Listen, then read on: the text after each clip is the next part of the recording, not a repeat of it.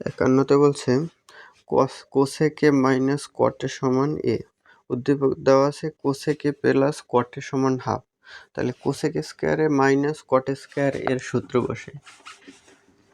Cosec square এ minus কট square এ সমান হলো 1।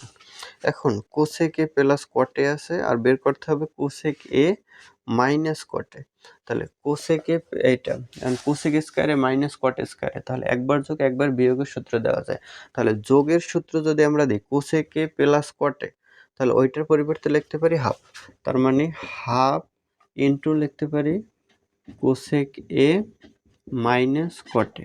একটা লাইন স্কিপ করেছে, মানে কোসেক স্কোয়ারে কট স্কোয়ার এ, তাহলে cosec A plus cot A plus কটে আর কোসেকে মাইনাস কটে। তাহলে কোসেকে প্লাস কটের পরিবর্তে আছে হাফ আর কোসেকে মাইনাস কটে লিখলাম এই, তাহলে এটা হয় 1।